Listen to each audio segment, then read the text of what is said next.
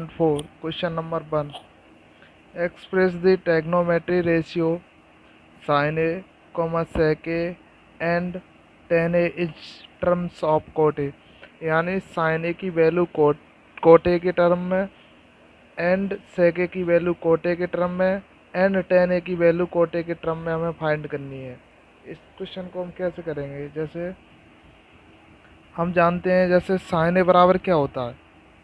Question को कैसे करेंगे, क्वेश्चन को इस तरीके से करेंगे जैसे हम जानते हैं sin a बराबर क्या होता है। sin a बराबर होता है 1/cosec a। हमें किस में लाना है, ये कॉट में लाना है, यानी sin a की वैल्यू हमको कॉट में लानी है। तो sin a बराबर क्या होता है 1/cosec a। sin a की वैल्यू आपस में ये एक दूसरे के अपोजिट होते हैं, तो क्या हो जाएगी 1/sec a। अच्छा, हम जानते हैं cosec a यानी cosec स्क्वायर ए बराबर 1 प्लस के कॉट स्क्वायर ए होता है। तो cosec a बराबर हो जाएगा रूट में 1 प्लस के कॉट स्क्वायर ए। तो cosec a की वैल्यू ये रख दी, तो ये क्या हो गया sin a बराबर 1/√1 प्लस के कॉट स्क्वायर ए। अच्छा, उसके बाद ये कॉट के पदों में हो गया कि नहीं, sin a का फॉर्मूला कॉट ए के पदों में, यानी sin a बराबर 1/√1 प्लस के कॉट स्क्वायर ए। ये फर्स्ट पार्ट हो गया। सेकंड पार्ट में पूछा गया है sec a की वैल्यू कॉट ए के टर्म में ज्ञात करनी है sec a की वैल्यू। तो सेकंड पार्ट में कैसे करेंगे, जैसे sec a बराबर होता है 1/cos a। क्या होता है, sec a बराबर 1/cos a होता है। हम जानते हैं जैसे cos a है, जैसे cosec स्क्वायर a बराबर क्या होता है 1 माइनस के sin स्क्वायर a होता है। सॉरी, cos स्क्वायर ए बराबर 1 माइनस के sin स्क्वायर ए होता है कि नहीं। और cos से निकालेंगे तो इसमें रूट लग जाएगा, तो क्या हो जाएगा 1/√1 माइनस के sin स्क्वायर ए। अच्छा, sin a की वैल्यू cosec के पदों में लगा लो। cosec के पदों में इसलिए लगाएंगे क्योंकि cosec में यदि लगाते हैं तो फिर cot आ जाता है, क्योंकि cot और cosec में रिलेशन होता है। 1 प्लस के cot स्क्वायर थीटा बराबर cosec स्क्वायर थीटा होता है कि नहीं। जैसे 1/रूट में ये हो गया, उसके बाद sin a यानी 1/cosec a, तो ये स्क्वायर हो जाएगा। तो 1/रूट में 1 माइनस के cosec square a equal 1 LCM ले लिया तो cosec a minus 1/cosec square a। तो ये cosec स्क्वायर a की जगह क्या लिख सकते हैं हम 1 प्लस के cot स्क्वायर a, यानी नीचे क्या हो गया 1 प्लस के cot स्क्वायर a, ऊपर क्या हो गया cosec a माइनस के 1 की जगह क्या ले सकते हैं cot स्क्वायर a। तो ऊपर हो गया cot स्क्वायर a, नीचे हो गया रूट में 1 प्लस के cot स्क्वायर a। तो ये ऊपर पहुंच जाएगा, तो रूट में 1 प्लस के cot square a upon root में cot स्क्वायर a, यानी रूट से रूट ये कैंसिल हो जाएगा, स्क्वायर से रूट, तो ऊपर हो जाएगा 1 प्लस के cot square a upon cot a। अच्छा, तीसरा इसमें पूछा गया था tan a को cot के पदों में ज्ञात करो। तो tan तथा cot आपस में एक दूसरे के अपोजिट होते हैं, तो हम सीधा लिख सकते हैं tan a बराबर 1/cot a। यही आंसर होंगे। Question number 2 right all the other trigonometry ratio of angle A in term of sec a।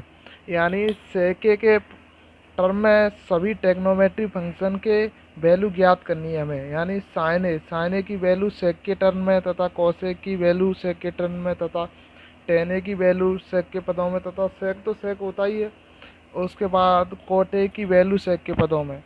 और 6 पार्ट है cosec a की वैल्यू sec के पदों में। तो हम क्या करेंगे, सबसे पहले हम sin a की वैल्यू sec के पदों में कैसे ज्ञात करेंगे। sin a की वैल्यू sec के पदों में कैसे ज्ञात करेंगे, जैसे हम जानते हैं sin a बराबर होता है sin स्क्वायर a बराबर होता है 1 माइनस के cos स्क्वायर a। तो इससे निकल जाएगा sin a बराबर क्या हो जाएगा रूट 1 माइनस के cos स्क्वायर a। तो ये हो गया रूट 1 माइनस के cos स्क्वायर a, यानी हम जानते हैं cos a बराबर क्या होता है 1/sec a।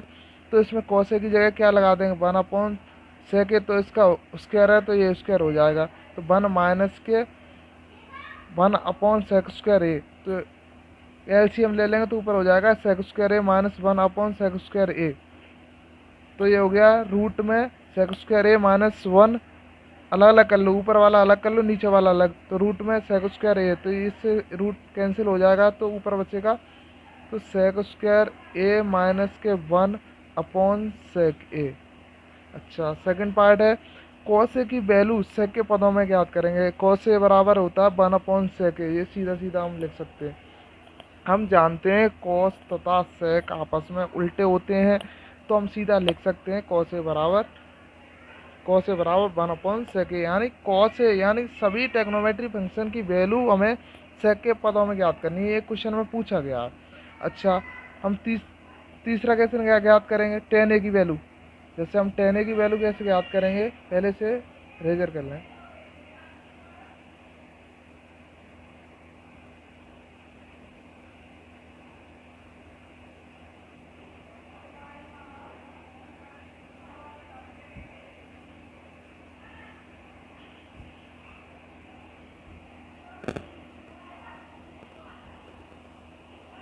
इसमें तीसरा पार्ट था tan a की वैल्यू sec के पदों में ज्ञात करनी थी हमें। तो हम जानते हैं tan a बराबर क्या होता है, sin a upon cos a। tan a बराबर क्या होता है, tan a बराबर होता है sin a upon cos a। तो sin a की वैल्यू हमने ऊपर निकाल चुके थे। sin a की वैल्यू क्या आई थी, रूट में sec² a - 1/sec a। तो ये इसकी वैल्यू ये पुट कर देंगे तो क्या हो गया, रूट में sec² a - 1/sec a। और cos a की वैल्यू क्या होती है 1/sec a। ये इससे कैंसिल हो जाएगा, यानी tan a बराबर आ गया रूट में sec² a - 1। हम दूसरे तरीके से भी इसको कर सकते थे। जैसे हम जानते हैं 1 प्लस के tan² a बराबर sec² a होता है ये। उसके बाद tan a बराबर हो जाएगा sec² a पलंग उधर उसका माइनस में पहुंच जाएगा -1, तो इसमें रूट लग जाएगा। तो tan a बराबर क्या हो जाएगा, रूट में sec² a - 1। अच्छा, इसमें चौथा पार्ट है cot a। cot a की वैल्यू हमें sec a के पदों में ज्ञात करनी है। जैसे हमने tan a की वैल्यू ज्ञात कर ली, तो tan और cot आपस में उल्टे होते हैं, तो tan का उल्टा कर देंगे तो cot की वैल्यू आ जाएगी sec के पदों में। तो cot a बराबर क्या हो जाएगा, cot a बराबर 1/tan होता है, तो बराबर 1 ये क्या हो जाएगा, रूट में sec² a माइनस के 1 हो जाएगा। क्योंकि tan a की वैल्यू कितनी थी, रूट में sec² a - 1, तो cot a में इसकी अपोजिट हो जाएगी। अच्छा, फिफ्थ पार्ट है इसका sec की वैल्यू sec के पदों में, तो sec a बराबर sec a हो जाएगी।